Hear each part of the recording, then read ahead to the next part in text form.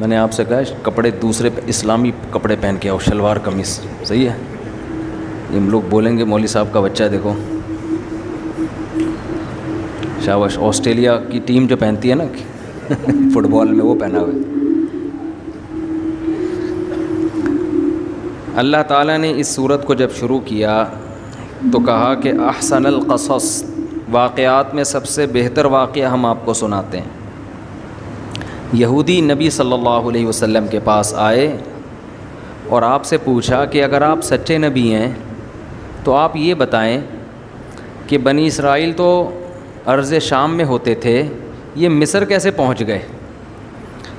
کیونکہ مصر سے نکالا نا فرعون کا جو چل رہا تھا حضرت موسیٰ کے دور میں، وہ تو سارے بنی اسرائیل کہاں تھے؟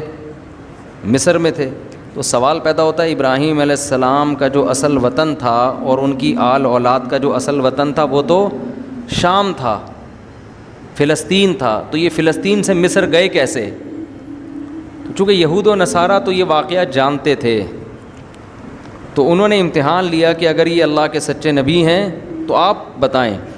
تو اس پہ پوری سورہ یوسف ایک ہی وقت میں نازل ہوئی ہے، پوری سورہ یوسف ایک ہی وقت میں نازل ہوئی، اور قرآن مجید میں یہ واحد واقعہ ہے جو A to Z ترتیب سے بیان کیا گیا ہے، ورنہ کسی پیغمبر کا واقعہ ترتیب سے بیان نہیں ہے، کیونکہ قرآن کوئی تاریخی کتاب نہیں ہے، واقعات کی کتاب نہیں ہے۔ وہ تو جس واقعے کے جس پہلو میں جو سبق ملتا ہے اس کو اللہ نے نمایاں کر دیا۔ تو یہ پہلا ایک واقعہ ہے جس کو اللہ نے ترتیب سے بیان کیا۔ پھر قرآن میں ہر واقعہ کئی بار بیان ہوا ہے، یہ واحد واقعہ ہے جو ایک ہی دفعہ کمپلیٹ بیان ہوا، دوبارہ کہیں اس کا تذکرہ پورے قرآن میں نہیں ہے۔ تو بہت عبرت کے واقعات ہیں اس میں، بہت سے اسباق ہیں، وہ انشاءاللہ جلدی میں بیان کروں گا۔ بیان کی ابتدا اللہ نے کی تلک آیات الکتاب المبین، یہ واضح کتاب کی آیات ہیں، ہم آپ کو بہترین واقعہ بتائیں گے۔ وَإِن كُنْتَ مِن قَبْلِهِ لَمِنَ الْغَافِلِينَ، اس سے پہلے آپ کو اس کا علم نہیں تھا۔ اِذْ قَالَ يُوسُفُ لِأَبِيهِ، یعقوب علیہ السلام پوتے تھے ابراہیم علیہ السلام کے، یا ابراہیم علیہ السلام کا بھی انتقال ہو چکا تھا، حضرت یعقوب کے والد اسحاق علیہ السلام کا بھی انتقال ہو چکا تھا۔ اب یعقوب علیہ السلام تھے، ان کی 2 زوجات تھیں، ایک بیوی سے 2 بیٹے تھے، بنیامین اور یوسف، اور دوسری زوجہ سے 9 بیٹے تھے، سمجھتے ہیں؟ تو اب چونکہ ابراہیم علیہ السلام اللہ کے پیغمبر، آپ کی اولاد میں اللہ نے حسن، انبیاء تمام حسین ہوتے ہیں، ایک بات خوب سمجھ لیں، تمام پیغمبر آدم سے لے کے محمد صلی اللہ علیہ وسلم تک ہر لحاظ سے اللہ نے ان کو کامل بنایا ہے، تاکہ کوئی بھی ان پر کسی بھی طرح کا اعتراض نہ کر سکے۔ ان کی پرسنالٹی، ان کی خوبصورتی، ان کی جسم کی طاقت، ان کو بیماریاں بھی ایسی بیماریاں لاحق نہیں ہوتی جو عیب دار سمجھی جاتی ہیں، جو گھٹیا قسم کی سمجھی جاتی ہیں، ایسی بیماریوں سے بھی اللہ نے ان کو پاک رکھا ہے۔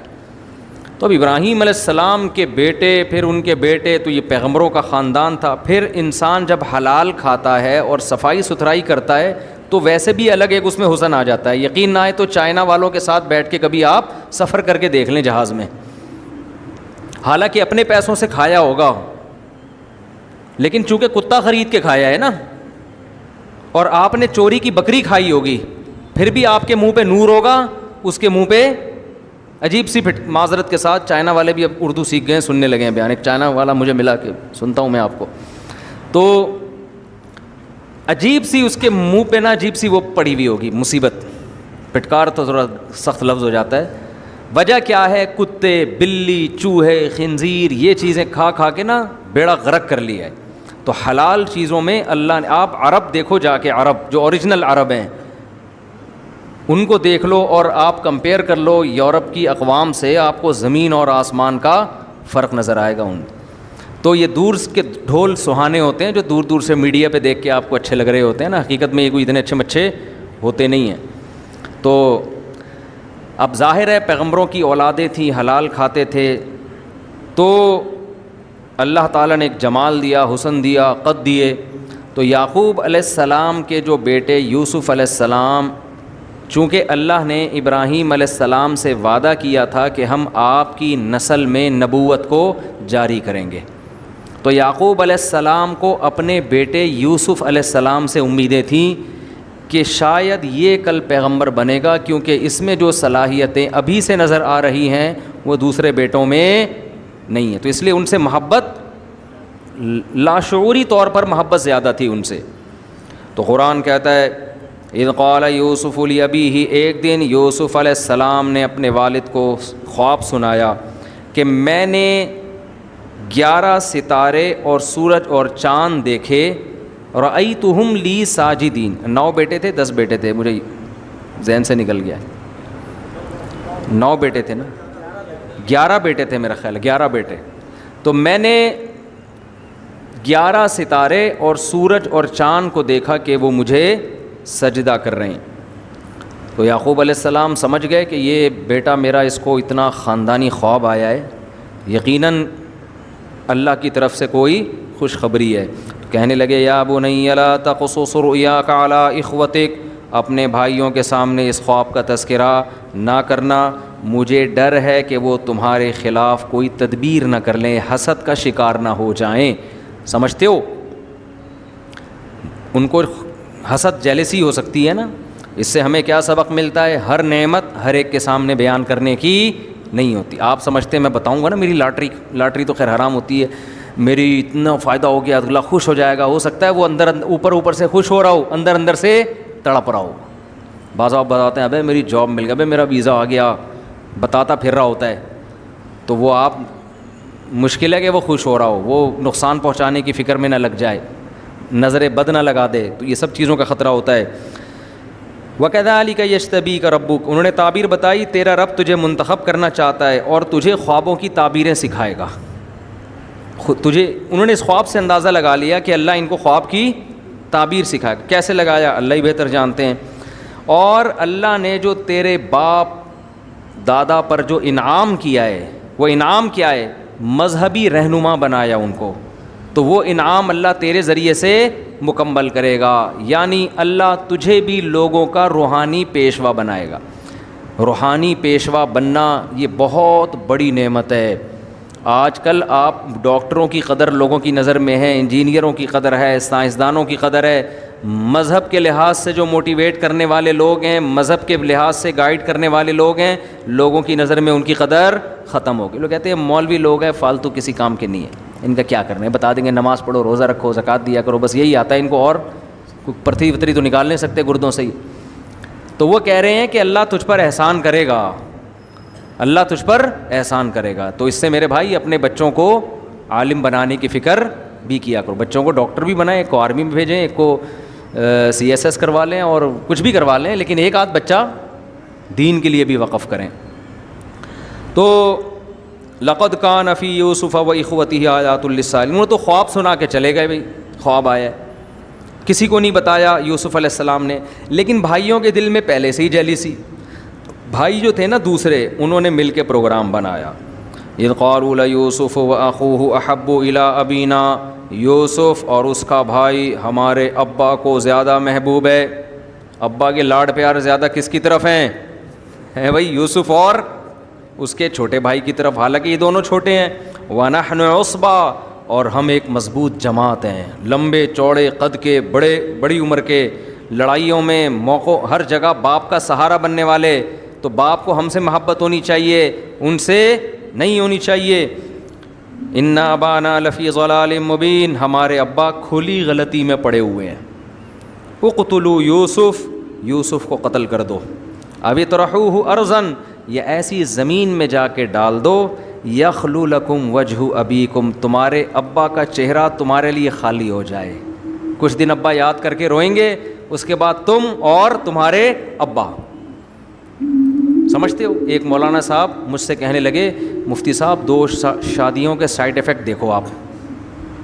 یعقوب علیہ السلام کی 2 بیویاں، سوتیلے بھائیوں میں اتنی جیلسی کہ اپنی دوسری امی کے بچوں کو کنویں میں ڈالنے کی باتیں ہو رہی ہیں، قتل کی باتیں ہو رہی ہیں۔ یہ دوسری شادی کے کیا ہیں؟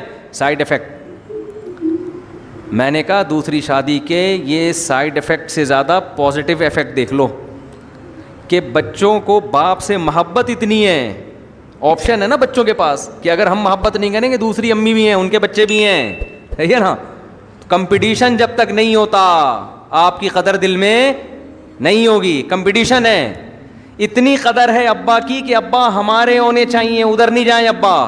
اور میں نے کہا جب ابا کے ایک ہی بیوی سے بچے ہوں گے تو بچوں کو پتہ ہے ابا کے پاس کوئی دوسرا آپشن ہمارے علاوہ ہے ہی نہیں, ابا آنا ہے آؤ, نہیں تو نکلو یہاں سے. ابھی کل میں ایک انٹرویو دیکھ رہا تھا ایک ابا کا. ابا کہہ رہا ہے میں کما کے نا بچوں کو سعودی عرب میں نے 20 سال کما کے بھیجا, بچے مسٹنڈے بن کے کھا رہے ہیں. جب میں ریٹائر ہو کر آیا 2-4 دن آؤ بھگت ہوئی ہے, اس کے بعد بچے مجھے لفٹ نہیں کراتے. وہ کھانے پینے میں لگے, میں باپ کو بھول گئے کیونکہ باپ نے اتنی جائیدادیں بنا دی, گاڑیاں لے لیں, مکان پراپرٹی بنا لی, کرایہ آ رہا ہے, بچے موج مستی کر رہے ہیں, اور ابا ایک کونے میں بیٹھ کے کیا کھانسنے کا کام کر رہے ہوتے ہیں. تو خیر میں یہ نہیں کہہ رہا کہ ایک کے بچے سارے خراب ہوتے ہیں لیکن کمپٹیشن کا بڑا فائدہ ہوتا ہے. جب آپ کی ایک بیوی ہوگی آپ سے لڑے گی, 2 ہوں گی تو آپ کے لیے آپس میں لڑیں گی. وہ خواتین بہت ناراض ہو جاتی ہیں یار ایسی باتوں سے. تو کچھ باتیں مردوں کو بیان کرنے کی ہوتی ہیں, ان کی سمجھ میں آ نہیں رہی ہوتی نا. اچھا بھائی, بہرحال سائیڈ افیکٹ بھی ہوتے ہیں, دیکھ لینا, لڑیں گے بھی آپس میں, یہ بھی ذہن میں رکھنا. اس سے یہ بھی پتہ چلتا ہے کہ سائیڈ افیکٹ بھی بہرحال ہوتے ہیں, لیکن پھر بھی پیغمبر کرتے ہیں, فائدے زیادہ ہیں. اچھا بھائی, تو قال قائل منہم, ایک نے کہا, اس کو ترس آ گیا کہ یار ہمارا بھائی ہے, ہم قتل کیوں کریں اس کو. تو بھائی ہمیں تو یہ چاہنا ہے نا کہ ابا کی نظر ہم پر ہو, تو اس کو غائب کر دو. اس کو کیا کر دو؟ گم کر دو بس کہیں. تو اس کو ہم ایسا کرتے ہیں, کسی صحرا میں جا کے کنویں میں ڈال دیتے ہیں, کوئی مسافروں کا قافلہ آئے گا تو کنویں سے بچہ نکال کے کہیں بھی لے جائے گا, ہماری جان چھوٹ جائے گی. قالوا یا ابانا ما لک لا تأمنا علی یوسف, ابا کے پاس آئے اور کہنے لگے آپ ہم پر اعتماد کیوں نہیں کرتے. دیکھو پیغمبر کے بچے تھے نا, بیٹے تھے, اتنی بات ان میں خاندانی تھی کہ یہ لالچ ان کو دولت کی وجہ سے, حسد دولت کی بیس پہ نہیں ہوا کہ بھائی کو مار دو پیسے لے لو یا کہیں غلام بنا کے بیچ دو, نہ, باپ کی محبت چاہتے ہیں. تو اس سے پتہ چلتا ہے خاندانی لوگوں کے جرائم بھی خاندانی بیس پر ہوتے ہیں.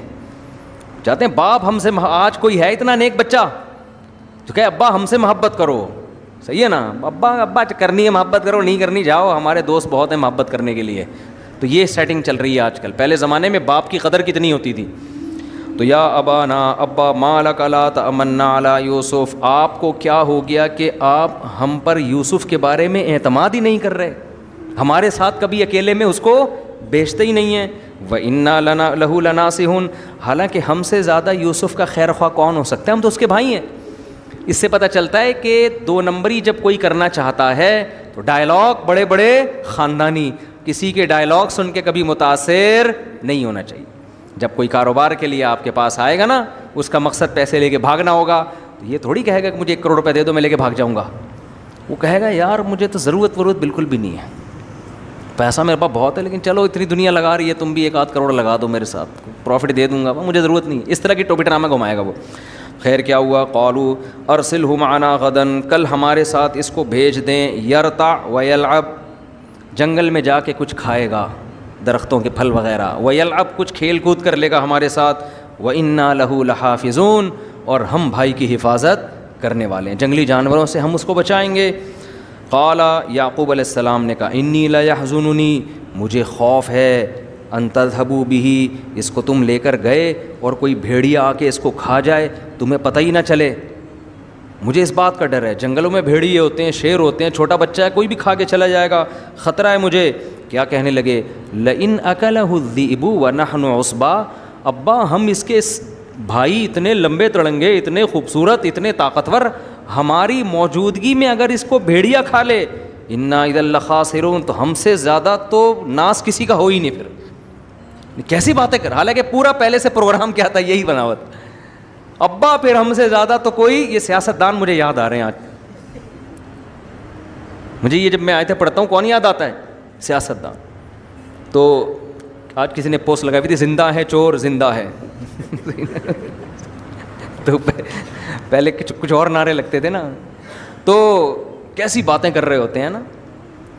تو وَإِنَّا لَهُ إِنَّا ابا ہم سے زیادہ تو پھر خسارے والا کوئی ہے. یا آپ کو تو یہ بات کرنے سے پہلے 100 دفعہ سوچنا چاہیے تھا. قرآن کہتے ہیں فَلَمَّا ذَهَبُوا بِهِ، ابا نے بھیج دیا، سب لے گئے اور سب نے اتفاق کر لیا کہ ان کو ایک اندھے کنویں میں ڈال دینا ہے.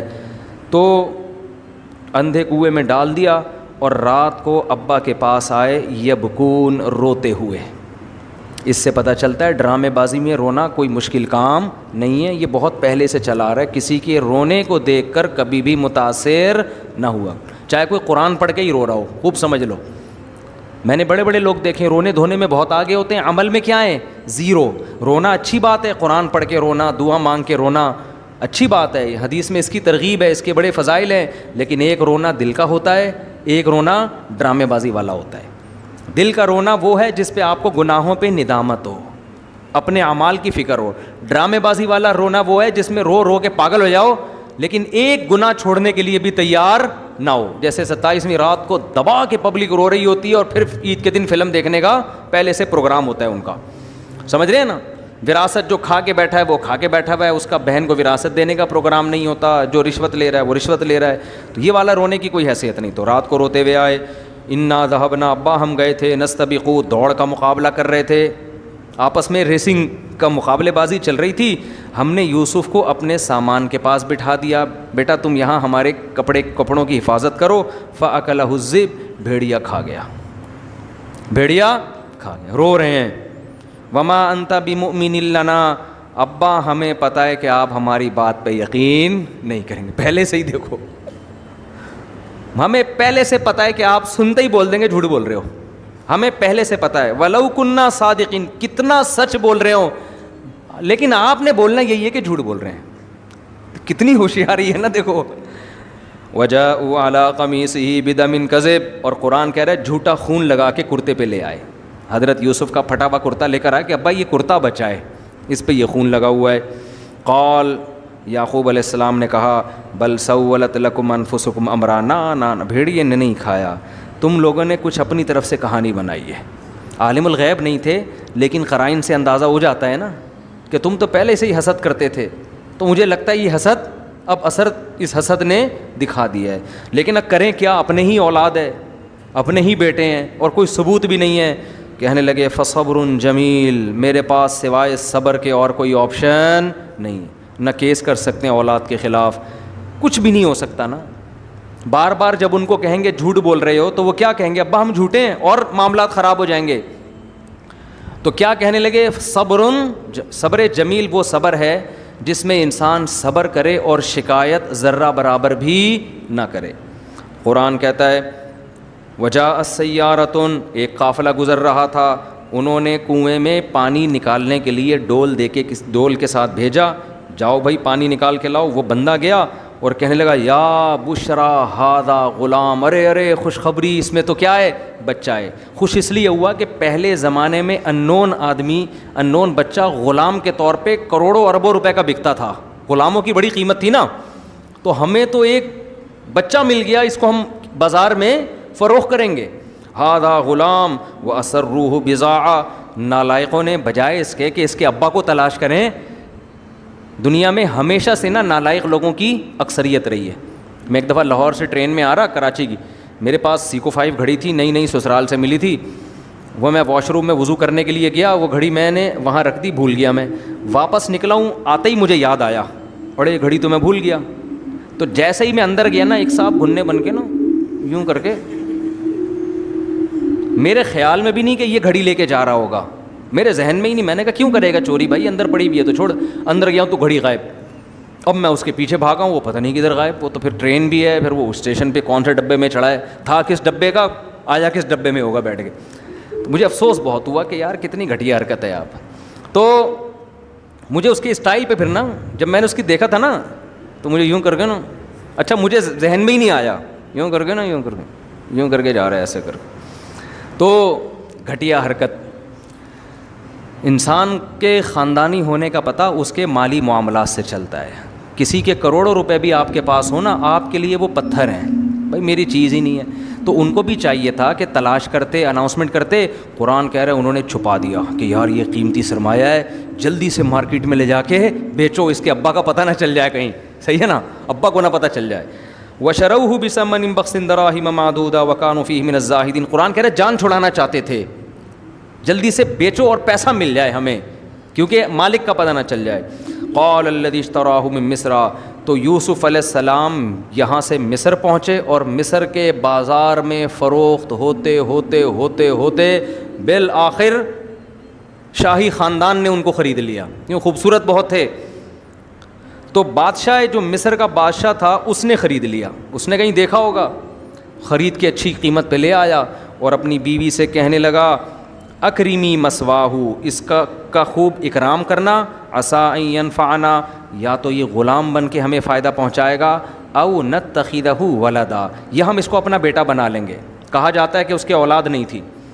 بعض دفعہ بچے خوبصورت ہوتے ہیں نا, تو انسان کا دل نہیں چاہتا اس کو غلام بنائے, انسان کہتا ہے یار یہ تو اپنی اولاد. تو اس نے آپشن دیا کہ بھائی بیٹا بھی ہم بنا سکتے ہیں, ورنہ ہمارا خادم بن کے خدمت کرے گا. اللہ فرماتے ہم نے یوسف کو اس طرح ٹھکانہ دے دیا. ولما بلغ اشدہ, جب جوانی کی دہلیز پہ قدم رکھا یوسف علیہ السلام نے, ہم نے ان کو علم اور حکمت دیا. پھر ایک دن کیا ہوا کہ کیونکہ بے انتہا حسین تھے, حدیث میں آتا ہے رسول اللہ صلی اللہ علیہ وسلم نے فرمایا میں نے معراج کی رات یوسف علیہ السلام کو دیکھا. پوری کائنات میں انسانوں کو اللہ نے جتنا حسن بانٹا ہے, اکیلا آدھا یوسف علیہ السلام کو دیا ہے. یعنی آپ تصور کر لو نا, کوئی دنیا میں حسین سے حسین دیکھو, اس کو کروڑوں سے ضرب دے دو آپ. ہر پیغمبر کا ایک معجزہ ہوتا ہے نا, معجزے کا کیا مطلب ہے, جو آپ کو عاجز کر دے, آپ یہ کام کر نہیں سکتے, آپ کی عقل حیران ہو جائے کہ یار یہ ممکن نہیں ہے. تو موسیٰ علیہ السلام لاٹھی کو سانپ بناتے, عیسیٰ علیہ السلام مردے کو کہتے زندہ ہو جاتا, تو عقل حیران ہوتی ہے نا یار یہ کیسے ہو رہا ہے. تو یوسف علیہ السلام کا معجزہ کیا تھا, ان کا حسن. اتنے حسین کے دیکھ کے انسان یہ کہہ سکتے تھے کہ یہ جھوٹے پیغمبر نہیں ہو سکتے, ان کو الگ سے گاڈ گفٹیڈ ہے, یہ اتنا حسین ان کو بنایا کسی وجہ سے. تو اب ظاہر ہے اتنے حسین, تو ان جو بادشاہ کی بیوی کی نیت خراب ہوئی, اس نے دروازہ بند کر کے تالے لگائے اور یوسف علیہ السلام کو برائی کی دعوت دی. ابھی یوسف علیہ السلام نے جوانی کی دہلیز پہ قدم رکھا ہے. اس وقت انسان کے جذبات اپنے عروج پر ہوتے ہیں, اور پھر ایک مسافر بھی ہو, اسے پتہ ہے کہ یہاں میرے لیے شادی کرنا اتنا آسان نہیں ہے. پھر بادشاہوں کی بیویاں اکثر حسین ترین عورتیں ہوا کرتی ہیں, بادشاہ لوگ تھوڑی بدصورت عورت سے نکاح کرتے, تو وہ بھی جوان اور بے انتہا حسین, اور کوئی بدنامی کا خطرہ نہیں ہے, بلکہ اس کی پیشکش کو مسترد کرنے میں بدنامی کا خطرہ ہے. آپ سوچو اس سے بڑی کسی نوجوان کے لیے آزمائش ہو سکتی ہے؟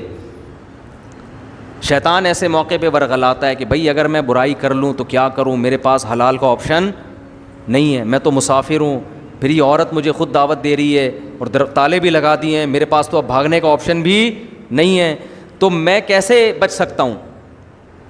تو ایسے موقع پہ نا شیطان کیا سکھائے گا؟ تعویلات.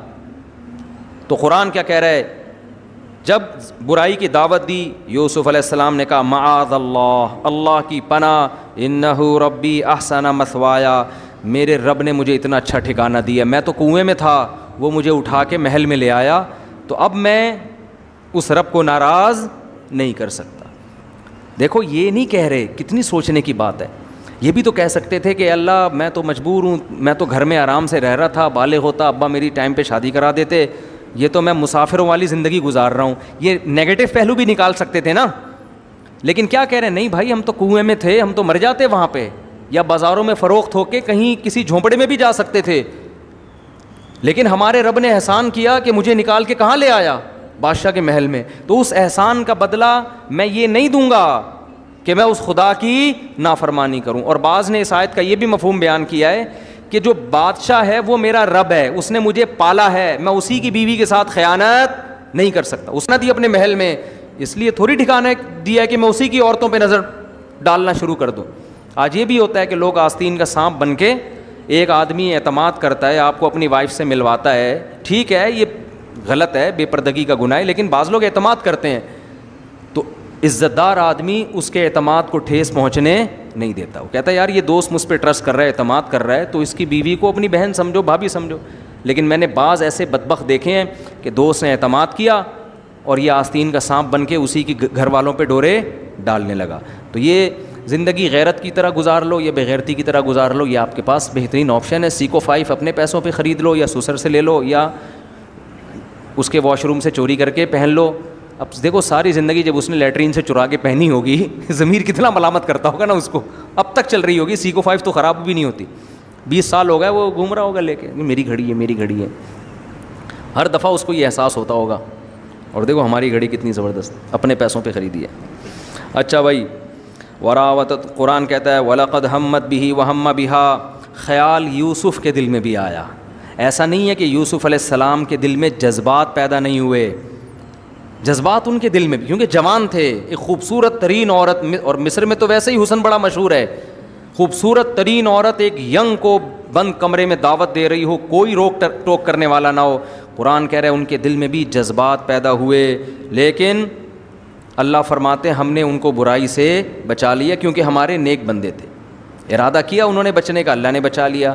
اس سے پتہ چلتا ہے کہ برائی کا خیال دل میں آنا یہ برا نہیں ہے، یہ آپ کے اختیار سے باہر ہے.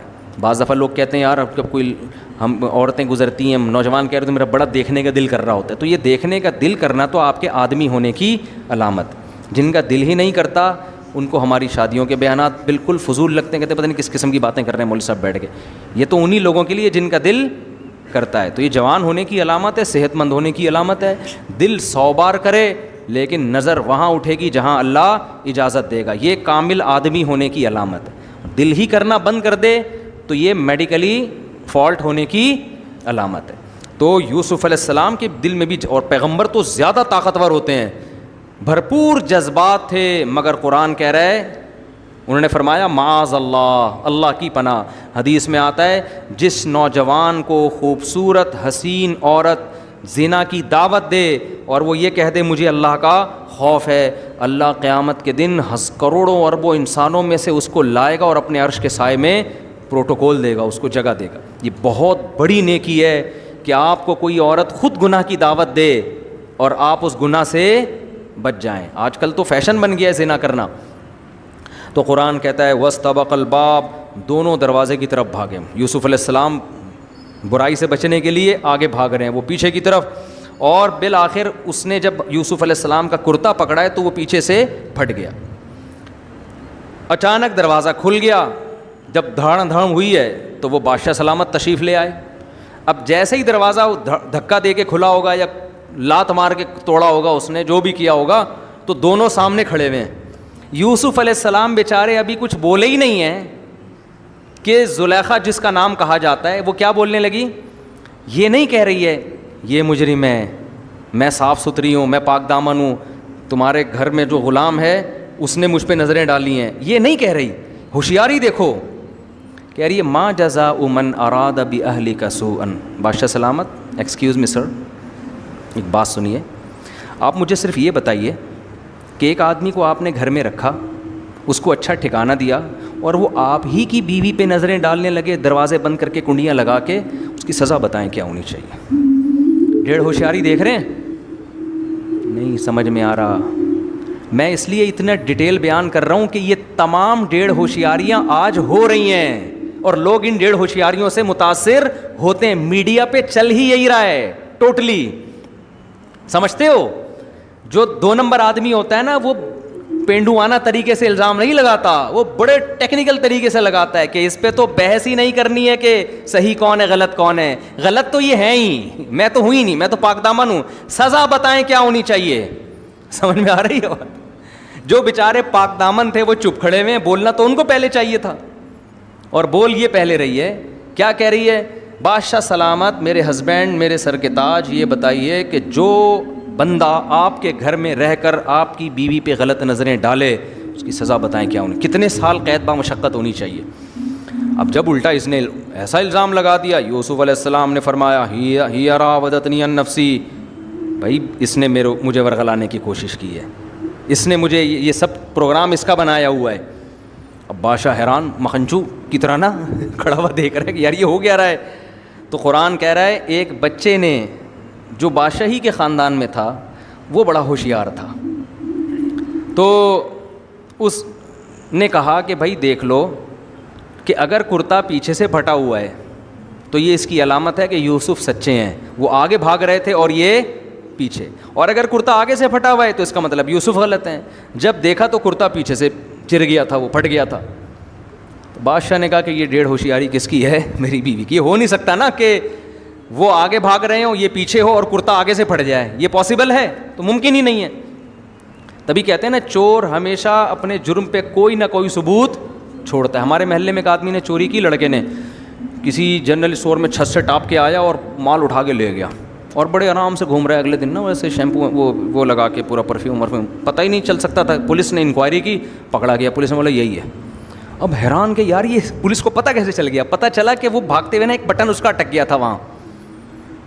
بٹن سے پولیس نے پہچانا ہے کہ وہی شرٹ پہ وہی بٹن لگا ہوا ہے, ایک بٹن کیا ہے غائب تھا اس کا. سمجھ رہے ہو؟ چور کو یہ نہیں پتا چلا کہ میرا بٹن کیا ہے, پولیس نے اس بٹن سے بندہ نکالا ہے. پولیس اگر کرنے پہ آ جائے نا تو بہت کچھ کر سکتی ہے, نہیں کرنے پہ آئے تو پھر دوسری شادی بھی نہیں کر سکتی وہ. اچھا, تو قرآن کہتا ہے اس کو ہم 2 دن میں ڈیوائڈ کر دیں گے, آج پوری ختم نہیں ہو سکتی. تو اللہ فرماتے ہیں کہ بادشاہ نے کہا کہ انہو من کیدکنا. جب دیکھا کرتا پیچھے سے پٹا ہوا ہے, بادشاہ نے اپنی بیوی سے کہا یہ تیری تدبیر ہے, تو بڑی چالاک عورت ہے. اب میاں بیوی کا پھڈا اسٹارٹ, اور کہنے لگا ان کیدکنا عظیم, یہ صرف تیری چالاکی نہیں ہے, تم عورتیں ہوتی ہی بڑی چالاک ہو. جب کسی بندے کو بدنام کرنے پر آ جاؤ تو تمہاری تدبیریں بہت خطرناک ہوتی ہیں. سیکھ لو, آپ کو میں سمجھا رہا ہوں. ان کیدکن عظیم, تم عورتوں کی تدبیریں ہوتی ہی ایسی ہیں. جب کسی کو رسوا کرنے پر ساری عورتیں ایسے نہیں ہوتی جو بیان سن رہی ہیں, ان کے علاوہ کے بارے میں اس نے کہا تھا. لیکن اب بادشاہ کو اپنی عزت کا بڑا خطرہ ہوتا ہے. آپ کو پتہ ہے بادشاہ اگر اپنی بیوی کو تھپڑ لگاتا, طلاق دیتا, کچھ بھی کرتا, لوگ پوچھتے کیوں چھوڑا. یہ کیس سامنے آتا کہ گھر میں ایک بچہ تھا, لڑکا تھا, اس پہ بیوی عاشق ہو گئی تھی, تو بدنامی کس کی تھی؟ بادشاہ کی. ایسے موقع پہ بڑے لوگ اکثر ایسے کیسز کو کیا کر دیتے ہیں؟ دبا دیتے ہیں. یار جتنی بھی بیوی نے بغیرتی کا کام کیا ہو نا, بغیرتی برداشت کرنا آسان ہے, بےزتی برداشت کرنا آسان نہیں ہے. ٹھیک ہے نا, بےزتی افورڈ نہیں کر سکتے. تو فوراً وہ بھی ہوشیار کیا کہنے لگا یوسف علیہ السلام کو, یوسف اعرض عن ھذا, یوسف چھڑ پرے. اعرض اعراض کر, یعنی اس کو پنجابی میں کہا چھڑ یا مٹی پا, بس چھڑ یار, اب اس مسئلے کو کائنڈلی زیادہ اچھالنے کی کوشش نہ کرنا, بس چھوڑ دے. واستغفری لذنبک, اور بیوی سے کہنے لگا تو بھی توبہ استغفار کر لے, مسٹیک تجھ سے ہوئی ہے, بس میں اب اس مسئلے کو اٹھا نہیں رہا. دیکھو آئندہ ایسا نہیں ہونا چاہیے, ٹھیک ہے نا, آئندہ تھوڑا احتیاط کرو. انکی کنتی من الخاطئین, اور کہنے لگا غلطی 100% تیری ہے, لیکن میں تجھے کوئی سزا نہیں دے رہا, تو سوری کر لے بس. اور یوسف علیہ السلام نے سے کہا کہ تم کیا کر لو, مٹی ڈالو. آپ کو پتہ ہے کہ پازیٹیو چیزیں مارکیٹ میں پھیلتی نہیں ہیں, نیگیٹو جنگل میں آگ کی طرح پھیل جاتی ہیں. بادشاہ نے اپنی بیوی کو خاموش کرا دیا, حضرت یوسف کو, لیکن ظاہر ہے اس کیس کو سننے والے 2-4 اور لوگ بھی تھے. وہاں سے بالآخر بات ہر آدمی نے ایک تو کہا میں آپ کو بتا رہا ہوں, کسی اور کو بالکل بھی نہیں بتانا. اس نے کہا میں صرف تمہیں بتا رہا ہوں, ہرگز کسی اور کو نہیں بتانا کہ بادشاہ کے گھر میں یہ کیس ہوا ہے. ہوتے ہوتے 2-4 دن میں پورا مصر یہی باتیں کر رہا تھا, اور خاص طور پر خواتین زیادہ دلچسپی لے رہی تھیں. قرآن کہہ رہا ہے وقال نسوۃ فی المدینہ, پورے شہر کی عورتوں نے کہنا شروع کر دیا امرأۃ العزیز, بادشاہ کی بیوی, تراود فتاها عن نفسی, گھر میں غلام پہ عاشق ہو گئی. توبہ توبہ, کسی شہزادے پہ ہوتی ہے بھائی, شاہی کسی دوسرے ملک کے بادشاہ پہ ہو جاتی, غلط تو وہ بھی تھا, لیکن چلو کوئی لاجک تو بنتی ہے نا. عاشق کس پہ ہو رہی ہے؟ ایک غلام جس کو خریدا ہے بازار سے, غلاموں کی طرح گھر میں رکھا ہے, اس پہ عاشق ہو گئی. انا لنراھا فی ضلال مبین, یعنی ہمیں اس کے عاشق ہونے پر اتنا اعتراض نہیں ہے, گھر کے غلام پہ عاشق ہونا. انا لنراھا فی ضلال مبین, ہم دیکھتے ہیں کھلی غلطی میں پڑی ہوئی ہے, یعنی بہت ہی چی سمجھ رہے ہیں نا, جیسے لوگ طنزیہ باتیں کر رہے ہوتے ہیں نا. انا لنراھا فی ضلال مبین, بادشاہ تھوڑی ایسے کرتے ہیں, ان کے پاس تو بڑے بڑے آپشن ہیں. اب بادشاہ کی بیوی نے کہا گل تو مارکیٹ میں پھیل ہی گئی ہے, جتنا بھی ہم نے مٹی پانے کی کوشش کی ہے لیکن بات مارکیٹ میں پھیل گئی. اب میں اگر یہ اناؤنسمنٹ کرواؤں اخبار میں اشتہار دوں بھائی یہ خبر غلط ہے, میں عاشق نہیں ہوئی, کوئی ایسی بات نہیں ہے, اب کوئی سنے گا نہیں. اب حل یہی ہے کہ پہلا الزام عشق کا جو لگا ہے وہ تو اس کو تو میں جھٹلا نہیں سکتی. یہ جو دوسرا الزام ہے نا, مجھے بدنام کیا جا رہا ہے کہ غلام پہ عاشق ہو گئی, معاذ اللہ کمتر لڑکے پہ عاشق ہو گئی, تو اس الزام کو اب مجھ سے اپنے آپ سے دور کرنا ہے. اب میں ان مدینہ کی تمام عورتوں کو بلا کے یوسف کی زیارت کرواؤں گی, اور پھر ان کو پتہ چلے گا کہ میری جگہ تم بھی ہوتی تو تم نے بھی کیا ہونا تھا, عاشق ہی ہونا تھا اس کا. تاکہ یہ بدنامی, دیکھو انسان نا سب سے زیادہ اپنی عزت کی حفاظت پہ حریص ہوتا ہے اگر وہ عزت دار ہے. اگر وہ عزت دار نہیں ہے تو پھر اس کو عزت کی بالکل بھی پرواہ نہیں ہوتی. تو جب اس نے یہ دیکھا بادشاہ کی بیوی نے, فلما سمعت بمکرہن, جب سن لیا کہ میرے خلاف ایسی الٹی الٹی باتیں ہو رہی ہیں, ارسلت الیہن, تو شہر کے جو بڑی بڑی عورتیں تھیں نا, اونچے اونچے گھرانوں کی, ان کی دعوت کی, ان کو سب کو بلایا. ان کو یہ نہیں بتایا کہ میں تمہیں یوسف دکھانا چاہتی ہوں. وہ آتی نہیں, کہتی ہیں بس چھوڑ پرے, ہوگا نا بڑا خوبصورت ہوگا, بس چھوڑ رہنے دے, وہ جو ہونا تھا ہو گیا, پتہ ہے. تو اس نے کہا نا ان کو بتاؤ نہیں کہ میں کرنا کیا چاہ رہی ہوں, ان کو کھانے پہ انوائٹ کرو. وَأَعْتَدَتْ لَهُنَّ مُتَّكَأً, سب کے لیے گاؤ تکیے لگا دیے. اب شہر کی بڑی بڑی جو اونچے اونچے خاندانوں کی عورتیں تھیں وہ گاؤ تکیوں میں بیٹھی ہوئی ہیں. وَآتَتْ كُلَّ وَاحِدَةٍ مِّنْهُنَّ سِكِّينًا, اور ہر ایک کے ہاتھ میں چھری پکڑا دی. وَقَالَتِ اخْرُجْ عَلَيْهِنْ, چھری پکڑائی پھل کاٹنے کے لیے. اور جب وہ پھل کاٹنے لگیں اسی دوران, کتنی ہوشیار تھی دیکھو, اسی دوران یوسف سے کہا کہ یہاں سے نکل کے جاؤ سامنے. دیکھو یہ بھی ایک طریقہ ہے نا, اس کے علاوہ بھی تو کسی اور موقع پہ کہا جا سکتا تھا کہ چلی جاؤ, یعنی چلے جاؤ. اس کو پتہ تھا زلیخا کو کہ جب پھل کاٹتے کاٹتے یہ یوسف کو دیکھیں گے یہ اتنے مبہوت ہوں گے, یہ عورتیں اتنی حیران ہو جائیں گی ان کے حسن کو دیکھ کر کہ یہ پھل میں اور انگلیوں میں فرق نہیں کر سکیں گی. تو یہ معجزہ تھا یا نہیں تھا؟ قرآن کہہ رہا ہے وقالت اخرج علیہن, ہاتھوں میں چھری پکڑا دی, پھل پکڑا دیے, کاٹنا شروع کرو. اور ادھر یوسف سے کہا کہ تم نکل کے یہاں سے جاؤ. فلما رأینہ, قرآن کہتا ہے جب ان عورتوں نے یوسف کو دیکھا, اکبرنہ, بہت عجیب سمجھا, وقطعن ایدیہن, اور پھلوں کے بجائے اپنے ہاتھوں کو زخمی کر لیا, اور کہنے لگیں قلنا حاشا للہ, اللہ کی قسم, ما ھذا بشرا, یہ انسان نہیں ہے, ہم نے کوئی انسان ایسا حسین نہیں دیکھا. ان ھذا الا ملک کریم, یہ کوئی آسمان سے فرشتہ ہے, اور فرشتہ بھی معمولی نہیں, کوئی بڑا معزز فرشتہ ہے جو انسان بن کے زمین پہ نازل ہوا ہے. جب انگلیاں سے ان کے خون بہنا شروع ہوا اور مبہوت ہو گئی, انہوں نے کہا کہ خدا کی قسم یہ انسان نہیں فرشتہ ہے. فوراً کہنے لگی ذالک الذی لمتن, یہ ہے وہ جس کے بارے میں تم ملامت کر رہی تھی مجھے. ذالکن الذی لمتننی فی, جو ملامت کر رہی تھی نا, پہلے نہیں بتایا کہ میں اس کو بلا رہی ہوں جس کے بارے میں تم نے مجھے ملامت کی ہے. یہ سب باتیں پہلے نہیں بتائیں, نے کہا پہلے ان کو دکھاؤ پھر میں بتاؤں گی, اب بتاؤ. تو قرآن کہتا ہے جیسے ہی ہاتھ کاٹے اور کہا اللہ کی قسم یہ انسان نہیں ہے فرشتہ ہے, قالت, فوراً زلیخا نے کہا ذالکن الذی لمتننی فی, یہ ہے وہ جس کے بارے میں تم کہہ رہی تھی کہ غلام پر عاشق. اور وَلَقَدْ رَاوَدتُّهُ عَن نَفْسِهِ, ہاں اللہ کی قسم میں نے اس کو ورغلایا تھا, میں اس پہ عاشق ہوئی تھی اور میں نے اس کو برائی کی دعوت دی تھی, یعنی میں اقرار کرتی ہوں, اب بتاؤ میں مجرم تھی یا نہیں تھی. اور پھر جب دکھا دیا سب کو تو اب ببانگ دہل اعلان کرنے لگی, اب میری جو محبت ہے, عشق ہے, وہ ایکسپوز ہو چکا ہے, سب کو پتہ چل چکا ہے, عزت ہونی تھی نہیں ہونی تھی پتہ چل گیا. اور اب کیا کہنے لگی, لئن لم یفعل ما آمرہ, اس نے اگر میرے ساتھ میری خواہش پوری نہیں کی جو میں اس کو دعوت دے رہی ہوں, لیسجنن, اس کو جیل کی کوٹری میں ڈال دیا جائے گا, ولیکن من الصاغرین, اور یہ رسوا ہو جائے گا. پہلے زمانے کے جیل آج کے جیلوں کی طرح نہیں ہوتے تھے, کھلے عام اعلان کر دیا کہ اب میں سب کو اعلان کر کے بتا رہی ہوں, ہمیشہ کے لیے اس کو کہاں ڈلوا دوں گی, بادشاہ کی بیوی ہے کچھ بھی کر سکتی ہے, جیل میں ڈلوا دوں گی. یوسف علیہ السلام نے ایسے موقع پہ کیا کہا, دیکھو کوئی بھی ہوتا ایسے موقع پہ کہتا کہ اب میں کیا ہو گیا ہوں, بولو مجبور. آج بتاؤ اتنا مجبور کوئی ہوتا ہے جتنے یوسف علیہ السلام ہوئے تھے؟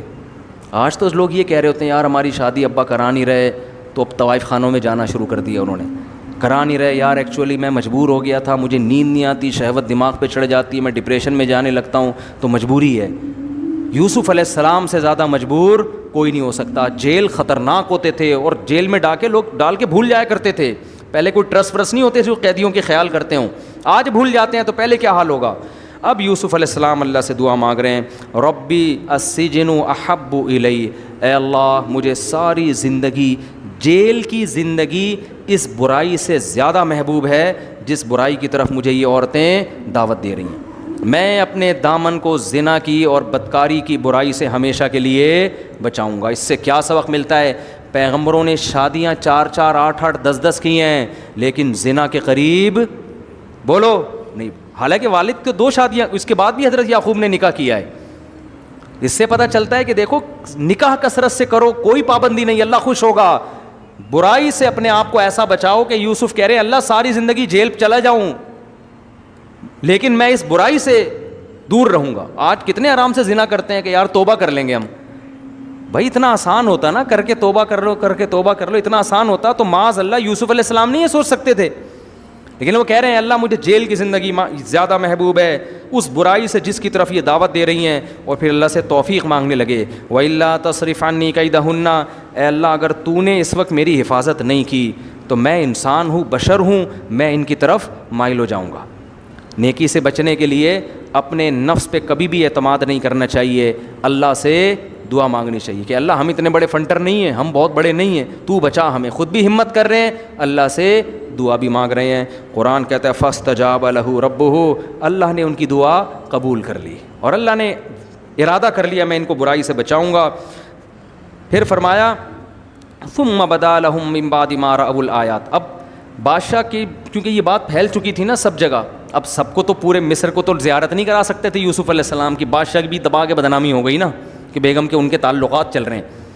اب بادشاہ نے کہا اب میں یہی کر سکتا ہوں کہ لوگ کہہ رہے ہیں بھائی اگر غلطی تیری بیوی کی تھی, غلطی اگر یوسف کی تھی تو وہ جیل میں کیوں نہیں ہے؟ اس کا مطلب غلطی تیری بیوی کی تھی. تو بادشاہ نے سوچا اب اپنی بیوی کو بدنامی سے بچانے کے لیے اور اپنے آپ کو بچانے کے لیے ایک ہی آپشن ہے, جھوٹا کیس چلا کے ان کو کہاں کر دو, جیل میں ڈال دو, جیسے ہمارے سیاستدان کر رہے ہوتے ہیں, ٹھیک ہے نا, کیس بنا کے ڈال دو وغیرہ وغیرہ. تو بالآخر بادشاہ نے کیا کیا, اٹھا کے ان کو جیل میں ڈال دیا. اب جیل میں چلے گئے, کتنی بڑی آزمائش, کتنی بڑی آزمائش, جیل میں زندگی گزارنے لگے. وَدَخَلَ مَعَهُ السِّجْنَ فَتَيَانِ. دیکھو عام آدمی کوئی بھی جیل میں جاتا تو اس وقت 20 وسوسے آتے, یار میں برائی کر لیتا, مزے بھی ہو جاتے, جیل سے بھی بچ جاتا. کیسا گناہ سے بچا رہے ہیں. ہمیں سورہ یوسف سے یہ سبق ملتا ہے کہ آخری زور لگائے اپنے آپ کو بے حیائی سے بچانے کے لیے. اور یہ سبق ملتا ہے کہ آپ جب برائی سے بچتے ہیں نا, آپ کے کام بگڑ رہے ہوتے ہیں لیکن حقیقت میں سنور رہے ہوتے ہیں. حقیقت میں اللہ کچھ اور آپ کو بنانا چاہتا ہے. تو وقتی آزمائشوں کی وجہ سے کبھی گناہ کے قریب مت جاؤ. وقتی آزمائشیں اصل نہیں ہوتی. قرآن کہتا ہے العاقبۃ للمتقین, انجام اچھے لوگوں کا ہوگا. انجام کس کا ہے؟ اچھوں کا انجام ہے. بس یہ جلدی سے میں کر کے پھر اس کو باقی کو کل پڑھیں گے ہم انشاءاللہ. تو وَدَخَلَ مَعَهُ السِّجْنَ فَتَيَانِ, 2 نوجوان جیل میں تھے آپ کے ساتھ. وہ آئے, جب انہوں نے دیکھا نا کہ یوسف علیہ السلام جیل میں ہیں مگر ذکر میں, تلاوت میں, نماز میں لگے رہتے ہیں, تو آپ کو پتہ ہے عبادت کا ایک الگ نور ہوتا ہے. غیر مسلم بھی آپ سے دعائیں کرواتے ہیں. تو 2 قیدیوں کو خواب آیا, سوئے نا, ایک کو خواب آیا کہ میرے سر پہ چنگیری رکھی ہوئی ہے اور اس میں کچھ روٹی کے ٹکڑے اور پرندے آ کے کھا رہے ہیں. دوسرے کو خواب آیا کہ میں انگور نچوڑ کے بادشاہ کو جوس پلا رہا ہوں. اب خواب ان کو آیا تو یہ حیران ہوئے کہ یار اس کی تعبیر پوچھنی چاہیے. تو ان کو خیال ہے کہ یار ہمارے ساتھ جیل کے قیدیوں میں ان سے زیادہ نیک آدمی کوئی بھی نہیں ہے, یہی نیک لگ رہے ہیں, تو چلو ان سے آ کے تعبیر پوچھتے ہیں. تو آ کے تعبیر پوچھنے لگے, انا نراک من المحسنین, اور کہنے لگے ہم آپ کو نیک آدمی سمجھتے ہیں, اگرچہ ہمارا مذہب آپ کا مذہب الگ ہے مگر آپ ہمیں نیک معلوم ہوتے ہیں. تو یوسف علیہ السلام نے اب دیکھا کہ اب یہ میرے محتاج ہیں, اب یہ مجھ سے تعبیر سننا چاہتے ہیں. تو جو آدمی کسی کا محتاج ہوتا ہے نا, اس موقع پر آپ اس کو کوئی نصیحت کرو گے اثر کرے گی, کیونکہ وہ اب یرغمال بنا ہوا ہے. تو یوسف علیہ السلام نے خواب کی تعبیر بتانے سے پہلے ان کو دین کی تبلیغ شروع کر دی اور کہنے لگے دیکھو میرے پاس ایک اور معجزہ ہے کہ تمہارا گھر سے جو کھانا آئے گا نا، یہ جو بھی کھانا آئے گا میں پہلے بتا دوں گا کیا آنے والا ہے. یہ اللہ نے میرے ساتھ ایک معاملہ کیا ہے، اور یہ جو مجھے تعبیروں کا علم سکھایا اور میں تمہیں پہلے سے بتا رہا ہوں کہ آنے والا ہے، یہ ایک وجہ سے کیا ہے. وہ وجہ کیا ہے کہ میں اور ہمارے باپ دادا بتوں کی عبادت نہیں کرتے. انی ترکت ملت قوم، ہم ایسی قوم کو چھوڑ چکے ہیں لا یؤمنون باللہ، جو اللہ پر ایمان نہیں رکھتے. حالانکہ ابراہیم علیہ السلام کے والد تو بت پرست تھے نا، لیکن ہم نے وہ ملت کیا کر دی ہے؟ چھوڑ دی. ہم توحید پرست ہیں، ایک خدا کو ماننے والے ہیں. واتبعت ملت آبائی، اور میں اپنے باپ دادا کو فالو کرتا ہوں، ابراہیم، اسحاق اور یعقوب کو. ہمارے اندر قدر مشترک یہ ہے کہ ہم اللہ کے ساتھ کسی کو شریک نہیں کرتے. پھر کہنے لگے یا صاحب یہ سجنی، اے میرے جیل کے دونوں ساتھیوں، ارباب متفرقون، بتاؤ اتنے سارے مختلف ڈفرینٹ قسم کے خدا، متفرقون کا معنی ڈفرینٹ، یہ زیادہ بہتر ہے ام اللہ الواحد، یا ایک اللہ جو اکیلا ہے، القہار، سب پر غالب. تمہیں کیا ہو گیا اتنے ساروں کو تم پوچھ رہے ہو؟ تو وہ کیسی تبلیغ، تعبیر نہیں بتا رہے، تعبیر بتانے سے پہلے ان کو تبلیغ کر رہے ہیں. اس سے کیا پتہ چلتا ہے کہ ویژنری لوگ کہیں بھی ہوں، ان کی نظر میں سب سے پہلے اپنا ویژن ہوتا ہے. حضرت یوسف کا ویژن تھا اللہ کے دین کی تبلیغ، تو یہاں بھی انہوں نے وہ تبلیغ کا موقع ہاتھ سے جانے نہیں دیا. آج بہت سے موٹیویشنل اسپیکر ہیں، بہت سے اچھے بھی ہیں، میں سب کی بات نہیں کر رہا، لیکن بہت سے ایسے بھی ہیں زبردست موٹیویشن، لیکن جہاں تھوڑے سے پیسے کم مل رہے ہوں وہاں موٹیویشن گئی تیل لینے. سمجھ رہے ہیں نا؟ اس سے پتہ چلتا ہے ان کا اصل ہدف لوگوں کو گائیڈ کرنا نہیں ہے، اصل ہدف پیسہ ہے. تو جب آپ ہی کا اپنا اصل ہدف پیسہ ہے، آپ لوگوں کو کیا انسان کا بچہ بناؤ گے بھائی؟ ہے بھائی، لوگوں کو کیا تبلیغ کرو گے؟ تو پہلے ویژن ہو، پھر اس کے تحت آپ پیسے کما لیں، کوئی مسئلہ نہیں ہے، لیکن ہدف کیا نا، پہلے ہدف سامنے ہونا چاہیے. تو یوسف علیہ السلام نے ان کو کہا اتنے سارے خداؤں میں تم پاگل ہو، اتنے سارے خدا اچھے ہیں، یہ ایک خدا اچھا ہے. ما تعبدون من دونہ الا اسماء، تم جن بتوں کی عبادت کرتے ہو تمہارے باپ دادا نے خود گھڑ لی ہیں. دیکھو اگر پہلے سے ہی جیل میں یہ تبلیغ شروع کر دیتے نا تو کمپلین ہو جاتی کہ نہیں ہو جاتی. اس سے ہمیں تبلیغ کا بھی پتہ چلتا ہے کہ بے موقع تبلیغ جائز نہیں. آپ ویسے ہی کسی ہندو کو پکڑ کے بول رہے ہیں ابے تو اتنے بھگوانوں کو پوچھتا ہے کیا ہے، اور رکھ کے 2 تھپڑ لگا دے گا آپ کے، وہ کہے گا تم توہین کر رہے ہو، بجائے دین کے قریب آنے کے دور ہو جائے گا. تو یوسف علیہ السلام یہ کام پہلے بھی تو کر سکتے تھے نا، نہیں کیا. ان کو پتہ تھا بھائی یہ اپنے معبودوں کے خلاف نہیں سنیں گے، اب سنیں گے، کیونکہ ان کو جب تک میں تعبیر نہیں بتاؤں گا نا یہاں چپک کے بیٹھے رہیں گے میرے ساتھ، نہ پھڈا کریں گے نہ جھگڑا کریں گے. ان کو پتہ ہے جھگڑا کیا تو بولیں گے جاؤ میں نہیں بتا رہا تعبیر. ٹھیک ہے نا؟ تو ان سے کہنے لگے ان ہی ما تعبدون من دونہ الا اسماء، یہ تمہارے باپ دادا نے کچھ نام گھڑ لیے ہیں، ان کو فالو کر رہے ہو. ان کے خدا ہونے کی اللہ نے آسمان سے کوئی دلیل نازل نہیں کی، یہ تمہارے پنڈتوں کا بنایا ہوا فلسفہ ہے. اللہ للہ، حکم صرف اللہ کا چلے گا، اس کا حکم ہے، اس کے سوا کسی کی عبادت نہ کرو، اور یہی سیدھا دین ہے. توحید کی تبلیغ کرنے کے بعد پھر ان کو بتایا یا صاحب یہ سجنی، اے میرے جیل کے ساتھیو، دوستو، اما احدکما فیسقی ربہ خمرا، ایک چھوٹ جائے گا، تھوڑے دنوں میں رہائی ہونے والی ہے، اور بادشاہ کو جیسے پہلے شراب پلایا کرتا تھا دوبارہ شراب پلایا کرے گا. وہ اما الآخر، اور دوسرے کو پھانسی پہ لٹکا دیا جائے گا، اور تأکل الطیر من رأسی، اور اس کی لاش کو، اس کے سر کو پرندے نوچ نوچ کے کھائیں گے. اور پھر آگے کہنے لگے قضی الامر الذی فیہ تستفتیان، جو تم نے تعبیر مجھ سے پوچھی ہے اللہ نے اس کا فیصلہ کر دیا ہے، اب یہی ہوگی تعبیر، اس کے علاوہ کچھ بھی نہیں ہو سکتی. علماء نے حدیث سے بھی یہ بات ثابت ہے کہ آپ صلی اللہ علیہ وسلم نے فرمایا خواب کی تعبیر لٹکی رہتی ہے جب تک بتائی نہ جائے، اور جب بتا دی جاتی ہے تو پھر وہی ہوتی ہے. سمجھتے ہو؟ اس لیے خواب کی تعبیر کسی بیوقوف سے نہ پوچھا کرو، بدخواہ سے نہ پوچھا کرو، وہ الٹی الٹی تعبیریں بتا کے مروا دے گا آپ کو. صحیح ہے نا؟ خواب کی تعبیر کسی، اول تو ہر خواب قابل تعبیر نہیں ہوتا، لوگوں کو پیٹ میں گیس ہوتی ہے. ہاں حقیقت بتا رہا ہوں. وظیفوں سے کیا ملے گا؟ سکون ملے گا. سکون کے لیے کوئی وظیفہ نہیں پڑھ رہا ہوتا. کمال کی بات ہے یا نہیں ہے؟ ابے بھائی صبح شام لوگ ہمارے پاس آتے ہیں، مفتی صاحب پیسے ہی نہیں ہیں، بے روزگاری ہے، بل اتنا آ گیا، دل چاہ رہا ہے وہ بل بکری کو کھلا دیں. ٹھیک ہے، تو آپ کوئی وظیفہ بتائیں, تنخواہ بڑھ جائے ہماری, پیسے بڑھ جائیں, تو میں بتا تو دیتا ہوں حسبی اللہ و نعم الوکیل یا رزاق, یہ پڑھ لینی چاہیے. لیکن قرآن جو وظیفے بتا رہا ہے پیسے بڑھانے کے لیے نہیں بلکہ سکون کے لیے. کیا مطلب؟ غربت میں سکون مل جائے گا. آپ کو پیسے مل کے بھی سکون نہ ملے, اس سے بہتر وہ غریب نہیں ہے جو پیسے نہ مل کے اس کو سکون مل رہا ہو. وہ زیادہ اچھا نہیں ہے کیا؟ وہ تو زیادہ اچھا ہے بھائی. اس لیے اللہ فوکس دولت کو نہیں کر رہے, کس کو کر رہے ہیں فوکس؟ سکون کو فوکس کر رہے ہیں اللہ تعالیٰ. میں نے ایسے غریب دیکھے ہیں, ایسا دل ہنس رہا ہوتا ہے, مسکرا رہا ہوتا ہے مستیوں میں. اکثر میں ایک واقعہ بتاتا ہوں نا, ہمارے گھر میں مزدور آتے تھے, والد صاحب حیات تھے, انہوں نے اللہ ان کی مغفرت فرمائے, انہوں نے فرش بنوانا تھا. تو مزدور جو تھے نا صبح سے لگے ہوتے تھے اور گنگنا رہے ہوتے تھے. مزدوروں کے گانے بھی آپ کو پتہ ہے پرانے زمانے کے ہوتے ہیں, گنگنا رہے ہوتے تھے اور وہ لگے ہوئے ہوتے تھے نا. شام کے وقت جب وہ پلستر کر رہے تھے فرش میں, تو میں تھا, میری عمر ہوگی 20-22 سال. میں نے کہا یار اس فرش میں نا آپ جو ہمارے صحن کا فرش بنا رہے ہو یہ تھوڑا سا چکنا فرش ہو, یعنی بالکل جیسے ہوتا ہے نا پلین, ایسا فرش ہو, ایسا بنانا.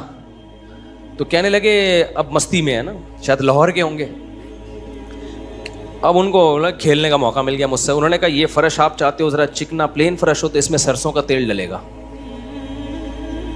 یا ناریل کا بولا. تو میں نے کہا یار میں لے آتا ہوں ناریل کا تیل ڈال دو اس میں بھائی, کیا خیال ہے, تھوڑا سا کیا ہو جائے گا, پھسلن پیدا ہو جائے اس میں. کہہ رہے نہیں اس میں ناریل کا تیل ڈلے گا. اب میں جا رہا ہوں لینے کے لیے, وہ تو شکر ہے مجھے کسی نے روک دیا, کیا کر رہا ہے بھائی. تو وہ کھیل رہے تھے نا, شام کا وقت تھا. پھر دوبارہ اسی طرح کا کوئی مذاق, تو مجھے پھر میں نے کہا یار تم لوگ بڑے مستی میں ہو. کہتے ہیں یار یہ ہمارا فل مستی کا ٹائم ہوتا ہے. وجہ اس کی ہے, ان کے الفاظ دیکھو, کہہ رہے ہم صبح سے تھکے ہوئے ہیں, مغرب کی اذان ہونے والی ہے, فرش کمپلیٹ کریں گے, گھر جائیں گے, تھکے ہوئے ہیں نا ٹھیک ٹھاک, دہاڑی ملے گی, گھر جائیں گے, نہائیں گے, دھوئیں گے, منجی پہ بیٹھیں گے, بیوی بچے ہمارا انتظار کر رہے ہیں, شدید بھوک میں کھائیں گے کھانا, اس کے بعد لمبے ہو کے سو جائیں گے. کل کا نہیں, دہاڑی آج کی ہے, کل کی نہیں ہے. ان کو صرف اسی میں خوشی ہے, کام ملا ہوا ہے یار, کام ملا ہوا ہے. سمجھ رہے ہو کہ نہیں سمجھ رہے؟ ان کو خوشی اس بات کی ہے کہ ہمیں کیا ملا ہوا ہے, ایک ٹھیک میں کام ملا ہوا ہے, مزدوری مل گئی, یہ بہت بڑی خوشی ہے ان کے لیے. اور انہی دنوں میں کروڑ پتی لوگوں کو ڈپریشن میں دیکھ رہا تھا. تو خوشی کا تعلق, حکیم اختر صاحب رحمہ اللہ تعالیٰ ایک جملہ بڑا اچھا فرمایا کرتے تھے کہ بادشاہ اٹیک ہمیشہ بادشاہ پہ کرتا ہے, بادشاہ کبھی بھی بھنگیوں کو اور نیچے طبقے کو اپنا ہدف نہیں بناتا. کبھی آپ نے کسی ملک کے بادشاہ کا خلاف, کسی بادشاہ کا بیان کسی جمعدار کے خلاف نہیں سنا ہوگا کہ جی سعودی عرب کا بادشاہ کہے کہ پاکستان میں وہ جو فلاں جگہ جو چپڑاسی ہے مجھے بالکل پسند نہیں ہے. وہ کبھی سنا آپ نے؟ بادشاہوں کا ہدف کیا ہوتا ہے؟ وہ ہو سکتا ہے امریکہ کے صدر کے خلاف بیان دے دے, وہ بڑے کسی اور کے خلاف بیان دے دے, اٹیک بھی کریں گے. اب کبھی نہیں آپ نے سنا ہوگا بادشاہ نے بیچارے کسی رکشہ چلانے والے کو بم سے اڑوا دیا بھائی اللہ یہ کہ وہ ایجنٹ ہو کسی کا, پھر وہ رکشے والا ہے نہیں, وہ ہے کوئی اور, وہ کوئی بڑی پھر چیز ہے, وہ روپ دھارا ہوا ہے اس نے. ورنہ اوریجنل کوئی ٹماٹر والا ہو تو کبھی آپ نے دیکھا کہ کسی ملک کی فوج اس ٹماٹر والے پہ اٹیک کر رہی ہے؟ ایسا نہیں ہوتا. حکیم اختر صاحب رحمہ اللہ تعالیٰ فرمایا کرتے تھے کہ بادشاہ ہمیشہ قبضہ کس پہ کرتے ہیں؟ بادشاہوں پہ. فرمایا کہ دل جو ہے یہ پورے جسم کا بادشاہ ہے. دل کیا ہے؟ اللہ کو جب کوئی ناراض کرتا ہے, اللہ کا جب کوئی ذکر نہیں کرتا, تو اللہ تعالیٰ اس سے پیسہ نہیں چھینتے, نہ اس سے گھر چھینتے ہیں, نہ اس سے اس کی جو ہے نا خواہشات چھینتے ہیں. اللہ ڈائریکٹ اٹیک کس پہ کرتے ہیں؟ دل پہ. دل اپنے قبضے میں لے کے پریشانی ڈال دیتے ہیں اس کے اندر. اللہ دل, حدیث میں آتا ہے کہ جو دل ہے نا بین اصبعی الرحمن, اللہ کی 2 انگلیوں کے درمیان میں ہے یہ دل, ایسا کنٹرول ہے اللہ کو. تو اللہ کیا کرتے ہیں؟ دل کو لے کے اس میں کیا ڈال دی؟ بے سکونی بھر دی اس میں. چل بھائی سب کچھ ہے, خوشیوں کے سارے اسباب, 1000 گز کا بنگلہ, واش روم ایسا, غریب آدمی جائے بولا یار ایسا تو میرا بیڈ روم نہیں ہے جیسا ان کا واش روم ہے. ہر کمرے میں اے سی لگا ہوا ہے, بل کی کوئی ٹینشن نہیں, اتنا پیسہ, روڈیں صاف, سڑکیں صاف, کوئی ٹینشن نہیں. اور آج کل کے جو سیکولر لبرل لوگ ہیں ان کو تو وہ والی ٹینشنیں ہے ہی نہیں جو ایک مولانا ٹائپ کے لوگوں کو ہوتی ہیں. سمجھ گئے ہوگے آپ بھائی؟ وہ جو ٹینشن جو جس کو ساری دنیا ٹینشن سمجھتی ہے, یعنی شادی کو, بیوی کو, تو وہ والی ٹینشن سے تو یہ کیا ہوتے ہیں, بالکل آزاد ہے ہی. گرل فرینڈ والا سیٹ اپ چل رہا ہے ان لوگوں کو, اتنا کچھ, کوئی ٹینشن بظاہر نہیں ہے. اللہ کہتے ہیں کوئی بات نہیں, تو نے مجھے ناراض کیا نا, تو ان تمام تر وسائل کے باوجود تجھے ناکام کروں گا میں. کیونکہ اگر وسائل چھین لیتا نا اللہ تعالیٰ, پھر تو بھائی ہر ایک کو ٹینشن ہو جاتی ہے. اللہ کہتا ہے ان ساری خوشیوں میں ان خوشیوں پہ اٹیک نہیں کروں گا. میں بادشاہ ہوں, بادشاہ حملہ کس پہ کرتے ہیں؟ بادشاہوں پہ. تیرے دل کو اپنے قبضے میں لے کے اس میں سے سکون نکال کے اس کی جگہ کیا ڈال دوں گا؟ بے سکونی. جتنا گناہوں میں لذت حاصل کرنے کے لیے آگے بڑھے گا نا, اچھا پھر ایسا شخص کیا کرتا ہے جب بے سکون ہوتا ہے؟ تو پھر وہ سکون کے لیے شراب کباب کی طرف جاتا ہے, لڑکیوں کی طرف جائے گا, زنا کی طرف جائے گا, دوستیوں کی طرف جائے گا, فحش موویز کی طرف جائے گا. اللہ کہتے ہیں کہ اب جتنا ان چیزوں میں جائے گا نا, وقتی خوشی ملے گی, وقتی راحت, لیکن بے سکونی کے جال میں پھنستا چلا جائے گا. شاعر نے کہا نا, جتنا تڑپو گے جال کے اندر, جال گھسے گا کھال کے اندر.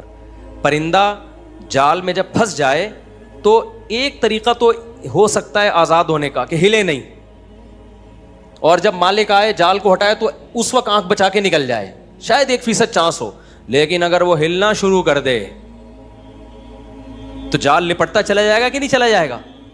دیکھو مچھلی جب کانٹے پہ منہ مارتی ہے, اس کے پاس اس وقت آپشن ہوتا ہے کہ ہل نہیں, بڑے آرام سے کسی طریقے سے واپس, شاید 1% چانس ہو.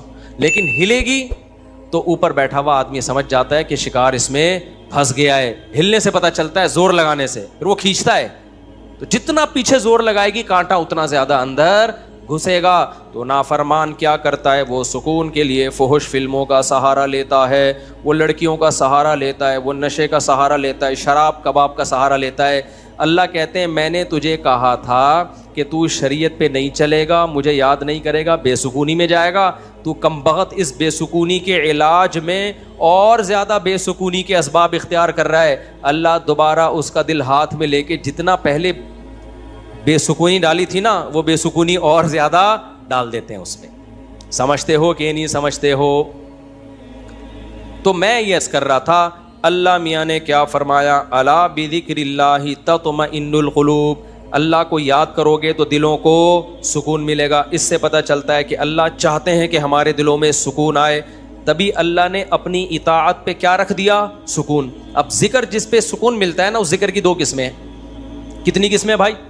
2. کچھ کام نہ کرنا یہ بھی ذکر ہے, ذکر کہتے ہیں یاد رکھنے کو, اور کچھ کام کرنا یہ بھی کیا ہے؟ ذکر. ذکر یاد, عربی میں ذکر کا مطلب کیا ہے؟ یاد. کہتے ہیں تذکرہ کیا ہے اس نے, یہ تذکرہ ذکر سے ہی نکلا ہے. کہتے ہیں نا فلاں آدمی آپ کا تذکرہ کر رہا تھا, آپ کا ذکر خیر کر رہا تھا, اس کا مطلب غیبت کر رہا تھا. آج کل مطلب یہی ہوتا ہے اس کا, کوئی کہنا آپ کو یاد کر رہا تھا, اس کا مطلب برائیاں ہی کر رہا ہوگا. اچھائی آج کل مارکیٹ میں, اچھائی بیان کرنے والے شارٹ ہیں مارکیٹ میں. تو ذکر کا مطلب کیا ہے بھائی؟ یاد رکھنا. تو اللہ کہتے ہیں جو اللہ کو یاد رکھتے ہیں ان کے دلوں میں کیا پیدا ہوتا ہے؟ سکون. اور اللہ نے کہا الا, خبردار. یہ اللہ کا لفظ تنبیہ کر رہا ہے کہ اس بارے میں دوسری رپورٹیں بھی ہیں. کچھ لوگ کہتے ہیں اس کام سے سکون ملتا ہے, کچھ کہتے ہیں اس سے سکون. اللہ کہتے ہیں الا, خبردار, کسی کی باتوں میں آنے کی کوشش مت کرنا. یہ اللہ کا لفظ جو ہے نا, یہ اس لیے لگا دیا, خبردار, یہ ساری فیک نیوز ہیں, یہ سب پروپیگنڈا ہے. دل میرے ہاتھ میں ہے تو سکون بھی کس کے ہاتھ میں ہوگا؟ میں جو چاہوں اس میں ڈال دوں. سکون ایک ایسی چیز ہے اپنے اختیار سے کبھی آتی نہیں ہے. آپ خوش رہنے کی کوشش کرو تو تھوڑا سا کچھ اسباب اختیار کر لو گے, اس سے زیادہ نہیں ہوگا. جن لوگوں نے خوش رہنے پر کتابیں لکھی ہیں نا, ان میں بہت سے خودکشی کر کے مرے ہیں. سمجھ رہے ہو؟ کتابیں لکھ گئے کہ خوش ایسے رہتے ہیں. کتاب لکھ کے جب وہ چلی نہیں مارکیٹ میں تو اسی سے ڈپریشن میں چلے گئے. وہ یار یہ چل کیوں نہیں تھی مارکیٹ میں, کیا خیال ہے بھائی, یہ بک کیوں نہیں رہی, اتنی محنت سے ہم نے لکھی ہے. اسی سے کیا ہو گئی, ان کو ڈپریشن ہو گئی. خوشی پہ ورک شاپ کرنی تھی, پبلک ہی نہیں آئی, اسی سے ٹینشن میں چلے گئے. یار پبلک تو ہے ہی نہیں, سارے پیسے ضائع ہو گئے. تو وغیرہ وغیرہ بہت سارے مسائل ہیں لوگوں کے ساتھ بھائی, سب کے ساتھ ہی ہوتے ہیں. تو اللہ میاں نے کہا کہ یہ دل کسی موٹیویشنل اسپیکر کے ہاتھ میں نہیں ہے. آج کل گورے بہت ورکشاپس کروا رہے ہیں نا, خوش رہنا خوش رہنا. تو اللہ کہتے ہیں کہ دل اور دماغ یہ تو دو چیزیں کس کے کنٹرول میں ہیں؟ میرے. تبھی میں نے نیند پر اتوار کو بیان کیا, وہ لازمی سن لیے گا کہ نیند بھی کس کے کنٹرول میں ہے؟ اللہ کے. نیند کی گولی نیند کے اسباب پیدا کر دیتی ہے. ماہرین کہتے ہیں کہ سوتا آدمی اپنی طاقت سے ہی ہے, سلا کوئی نہیں سکتا آپ کو, کیونکہ دماغ آرڈر کرے گا نا سونے کے لیے دماغ کو, تو دماغ تھوڑی آرڈر کرے گا, دماغ کے اوپر کی کوئی چیز آرڈر کرے گی دماغ کو کہ آپ سو جاؤ. دماغ باقی چیزوں کو آرڈر کر سکتا ہے کہ رک جا, بولنا بند کر دے, سننا بند کر دے, آنکھیں بند کر لے. یہ سب چیزیں دماغ کے کنٹرول میں ہیں. دماغ کے کنٹرول میں نہیں ہے. ابے کیا ہو گیا, کیسے سمجھاؤں؟ دیکھو دماغ کے کنٹرول میں نہیں ہوتا کبھی بھی.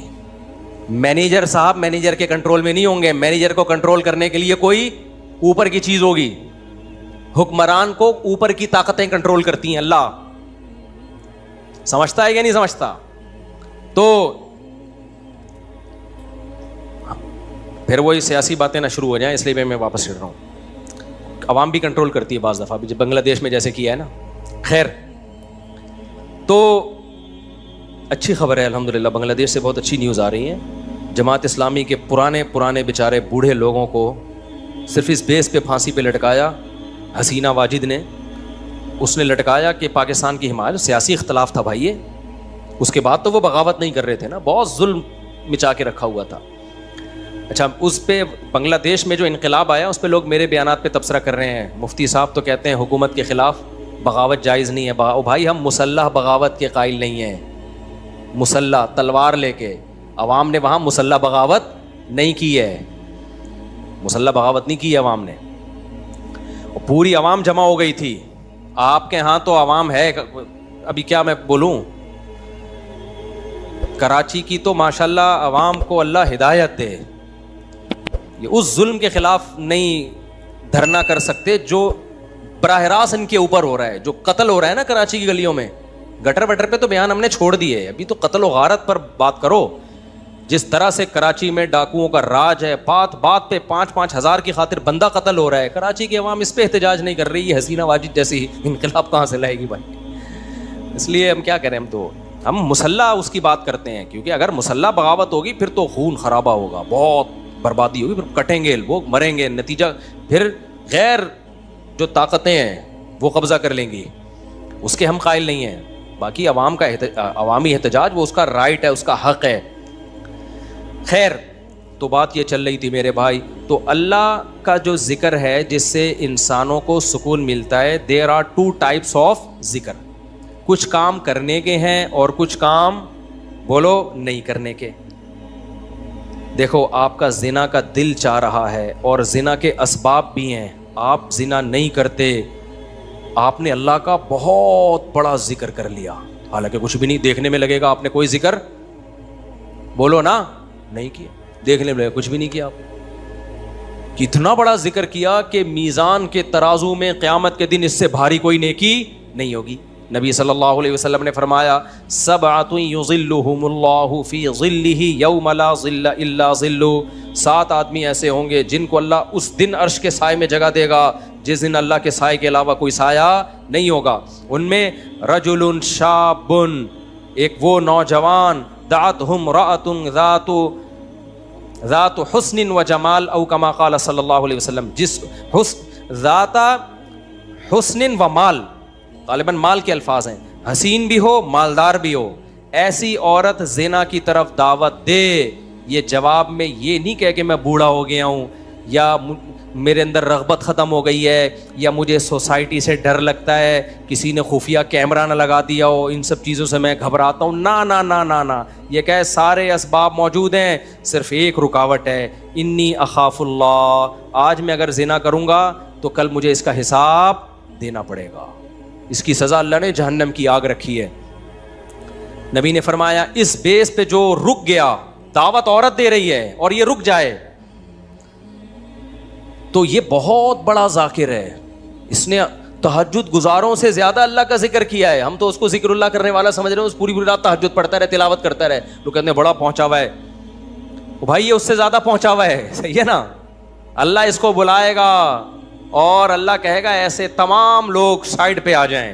دیکھو لائن لگی ہوئی ہوتی ہے نا جب دھوپ میں, رش میں, اور کہیں جیسے پہلے بل جمع کرانے کے لیے لوگ جمع ہوتے, تب تو موبائل میں اپلیکیشن آ گئی ہے. بل جمع کرانے کے لیے نہیں لوگ لمبی لمبی لائنوں میں لگے ہو, پاسپورٹ کی لمبی لمبی لائنیں لگی ہوتی ہیں. اچانک کوئی آفیسر کہے بیچ میں سے, ہاں بھائی آپ ادھر آ جائیں, گڈی نو سائڈ تلاؤ, آپ آ جاؤ. آپ کو کیسا لگے گا بھائی؟ زبردست. میں سعودی عرب میں تھا تو لمبی لائن لگی ہوئی تھی, وہ کوئی امیگریشن آفیسر نے پتہ نہیں کوئی پہچان لیا ہوگا یا کوئی تعلقات ہوں گے, آپ سائڈ پہ آ جاؤ. مجھے بڑی شرم آ رہی ہے بھائی یار, میں پگڑی میں, اور یہ لوگ بولیں گے یار ہم بیوقوف ہیں جو لائن میں کھڑے ہوئے ہیں. لیکن سعودی عرب میں آپ نو نہیں کر سکتے. وہ اگر آپ کو عزت دے رہے ہیں تو آپ کو عزت لینی پڑے گی, ٹھیک ہے نا, ورنہ پھر جو وہ بے عزتی دیتے ہیں نا وہ اس سے ڈبل ہوتی. اس نے کہا سائڈ. وہ کہیں کوئی ہمارے دوست تھے, انہوں نے کہا کہ بھائی مفتی صاحب لائن میں کھڑے ہوئے ہیں, اب میں جا رہا ہوں, لوگ بڑ بڑ یار یہ کیا ہے یار, میں کہہ رہا ہوں بھائی میں گن پوائنٹ پہ جا رہا ہوں, مجھے شوق نہیں ہے, مجھے اللہ کی قسم مجھے لائن میں لگنے کا شوق ہے. ایئرپورٹوں پہ بھی, کراچی ایئرپورٹ پہ بھی جب جاتا ہوں لائن میں, اب کیا ہوتا ہے کہ وہ ہوتا ہے ان کا کوئی ایئرپورٹ کا کوئی سسٹم ہے کہ جو خاص مشہور لوگ ہیں یا کچھ ان کو کوئی پروٹوکول ملتا ہے, وہ گن پوائنٹ پہ ہو رہا ہوتا ہے. تو مجھے لوگوں سے شرم آ رہی ہوتی ہے, لوگ کیا بولیں گے یار. تو یہ خوشی خوشی نہیں ہوتا سب کچھ. تبھی ہم حتی الامکان کوشش کرتے ہیں کسی کو بتائیں نہیں, کوئی پروٹوکول لیں ہی نہیں, منہ پہ کپڑا ڈال کے جائیں. تو ہماری کوشش یہی ہوتی ہے. اچھا بھائی میرے بھائی, تو پھر کیا وہ بات کہاں سے کہاں دائیں میں بہت زیادہ گھوم رہی ہے آج. تو الا بذکر اللہ تطمئن القلوب, جس کو زنا کا موقع ملا اور اس نے زنا نہیں کیا تو یہ سب سے بڑا ذاکر ہے اللہ کی نظر میں, ذکر کرنے والا ہے. دیکھنے میں کچھ بھی نہیں ہے بھائی. تو اس لیے علماء کہتے ہیں ذکر کی دو قسمیں, کچھ کام نہ کرنا, یہ بھی کیا ہے اللہ کا ذکر. بد نظری کا موقع ملا, انٹرنیٹ گھر میں موجود, کمپیوٹر موجود, دیکھنے والا کوئی نہیں, فحش فلمیں کھلے عام چل رہی ہیں, آپ کس کے خوف سے بچ جاؤ؟ اللہ کے خوف سے. نہیں یار, کوئی اسباب اختیار کرو, بھاگ جاؤ یہاں سے, کوئی ہیلہ اختیار کرو. یہ کم نیکی نہیں ہے بھائی, یہ بہت بڑی نیکی ہے. سمجھتے ہو کہ نہیں سمجھتے؟ اور دوسری ذکر کی قسم کچھ کرنا, جیسے نماز کے وقت پہ نماز پڑھنا, روزے کے ٹائم پہ بولو روزہ رکھنا, زبان سے اللہ کو یاد کرنا, لا الہ الا اللہ پڑھنا, صبح شام ذکر کی بہت بڑی فضیلت ہے. اس لیے میں لوگوں سے کہتا ہوں بھائی عاملوں کے پاس جا کے ذکر مت لو. اگر دل میں بے سکونی ہے, اللہ کو خوش کرنے کے لیے اللہ کو یاد کرنا شروع کر دو. دیکھو یہ بے سکونی ایسی چیز ہے, بھگانے کی کوشش کرو گے نہیں بھاگے گی, جیسے نیند لانے کی کوشش کرو گے تو آئے گی. دل دماغ ایک ہی چیز ہے, کنیکشن ایک ہی ہے ان کا. جب آپ لیٹتے ہو اور آپ کہو میں نیت کرتا ہوں سونے کی, سو جاؤ, ابھی تک کیوں جاگا ہوا ہے, سو جا, دماغ کو آرڈر دیتے رہو گے, سوئے گا؟ بالکل نہیں سوئے. بھائی سونے کا سوچنا بھی چھوڑ دو, اللہ سلائے گا تو سو گئے, ورنہ کسی کا, یعنی مسجد میں نہیں کہنا چاہیے, کسی کا باپ وغیرہ مناسب الفاظ نہیں ہے, ورنہ کوئی بھی نہیں سلا سکتا آپ کو. کیا خیال ہے بھائی؟ تو اس کا طریقہ یہ لیٹ جاؤ بھائی, خود ہی نیند آتی ہے, ایسا تھوڑی کہ سوچ رہا ہے. تو اسی طرح آج کل لوگ خوش ہونے کی کوشش میں لگے ہوئے ہیں, یار میں ٹینشن میں کیوں خوش ہوں, نہیں ہوگا بھائی. ٹھیک ہے, یہ آپ کے کنٹرول میں نہیں ہے, یہ کس کے کنٹرول میں ہے؟ اللہ کے. ہوتا ہے میرے بھائی, خوشی کا کوئی سبب بھی نہیں ہوتا. کیسا پیارا شعر حکیم اختر صاحب رحمہ اللہ اور ہمارے حضرت بھی پڑھا کرتے تھے. دل گلستاں تھا تو ہر شے سے ٹپکتی تھی بہار, دل بیاباں ہو گیا عالم بیاباں ہو گیا. عالم جہان کو کہتے ہیں, بیاباں کا مطلب چٹیل میدان. کہتے ہیں جب دل میں خوشی تھی تو صحراؤں میں بھی ایسا لگتا تھا جیسے گل و گلزار. صحرا میں بھی خوشی, جب دل گلستان تھا نا, دل باغ باغ تھا, گارڈن گارڈن تھا دل, تو ہر چیز گارڈن گارڈن لگتی, ہر چیز گارڈن گارڈن. اور جب دل میں سکون نہ ہو تو باغوں میں بھی سکون نہیں ملتا, حور و رنگ میں بھی سکون نہیں ملتا. آدمی کا دل کہہ رہا ہے رکھ کے لگا دے ایک چماٹ, کسی جو بغل میں حور بیٹھی ہوئی ہے نا اس کو بھی آدمی کوشش کرے گا کہ رکھ کے لگا دے, دل میں سکون نہیں ہے. دل گلستاں تھا تو ہر شے سے ٹپکتی تھی بہار, دل بیاباں ہو گیا عالم بیاباں. عالم سب, کوئی دنیا بھر کی خوشیاں اس کو خوش نہیں رکھ سکتی. تو اس لیے خوشی کی حاصل کرنے کی کوشش مت کرو, ہینڈ اوور کر دو, اپنے آپ کو تسلیم کر دو. اپنے آپ کو کس کے حوالے؟ اللہ کے حوالے. یہ فکر ہی چھوڑ دو, جو اللہ کا کام ہے وہ اللہ کو کرنے دو بھائی. آپ کا جو کام ہے آپ اس کو فوکس کرو. دیکھو ایک آدمی کو مزدوری پہ لگا دیا, सेठ साहब ने बोला ये कुआं खोद, शाम को तुझे मैं 1000 रुपये दे दूंगा। उस 1000 की लालच में वो कुआं खोद रहा है। ऐसा ही है ना, गरीब था ना, अब हर थोड़ी देर में देख रहा है कि सेठ भाग तो नहीं रहा, ऐसा तो नहीं 1000 रुपये देगा कि नहीं देगा। फिर पूछ रहा है सेठ साहब एग्रीमेंट पक्का है ना, दोगे कि नहीं दोगे? उसी लालच में मैं कुआं खोद रहा हूँ। सेठ क्या कहा, भाई तू काम को तो फोकस कर, जितनी देर में तू आता है इतनी देर में तो कितना गड़ा और खुद चुका होता।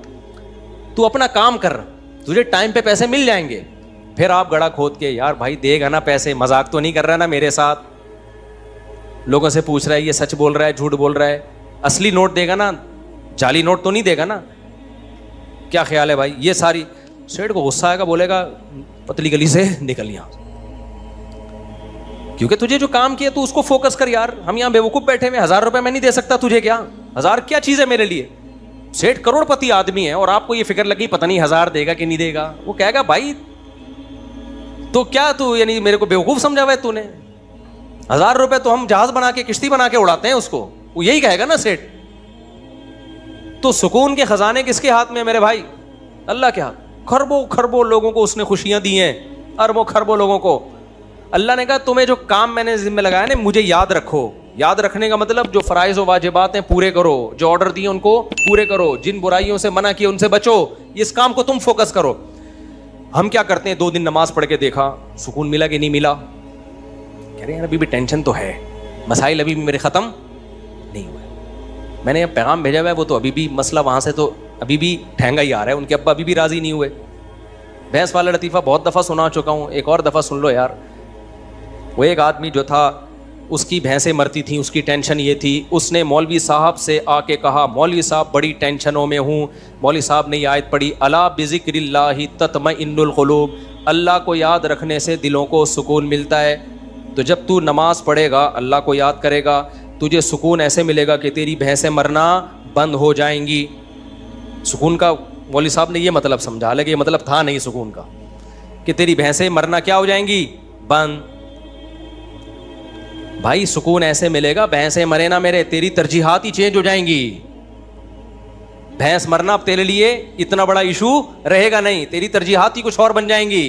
जब आपकी तरजीहात ही चेंज हो जाती हैं, हदफ और विजन ही चेंज हो जाता है, फिर आप भैंस के जीने और मरने को सफर का हिस्सा समझते हो, फिर आप हदफ किसी और चीज को बनाते हो। समझते हो कि नहीं समझते? तो मौलवी साहब को यह समझाना चाहिए था। मौलवी साहब ने कहा भाई जब तू नमाज पे आएगा, तेरी भैंस से नहीं मरेंगी, लिहाजा तुझे सुकून मिलेगा। क्योंकि अल्लाह क्या कहते हैं, जो अल्लाह को याद करता है उसको क्या मिलता है भाई? सुकून। और सुकून का मतलब भैंस, यही मतलब हुआ ना, यानी भैंस मिलेगी। वो फजर पढ़ने आया, गया तो एक और भैंस मरी हुई थी। आया मौलवी साहब के पास, मौलवी साहब मेरी तो भैंस मर गई, आप कह रहे होते सुकून मिलता है दिलों को, मुझे तो टेंशन और मिल गई। मौलवी साहब ने कहा अल्लाह तुझे आजमा रहा है, जोहर भी दोबारा ट्राई कर, अल्लाह आजमा रहा है भाई। जोहर पड़ी, गया वापस, एक और भैंस। असर में आया, एक और भैंस। एक कट्टा ना चीख रहा था बहुत ज़्यादा, भैंस का बच्चा नहीं होता, तो उसको बोलता है कि चुप कर जा, तू तो खाली 2 नफिल की मार है। उनको तो मारने के लिए 4 फर्ज पढ़ने पड़े हैं, बड़े बड़े भैंसे थे वो। तू ज़्यादा शोर नहीं कर, 2 नफिल पढ़ूंगा अल्लाह के लिए, तेरा इन्ना लिल्लाह हो जाएगा, शोर नहीं कर ज़्यादा। समझते हो कि नहीं समझते? तो सुकून का ये मतलब नहीं है। सुकून का मतलब जो काम अल्लाह ने आपके जिम्मे लगाया, आप उस काम में जुट जाओ।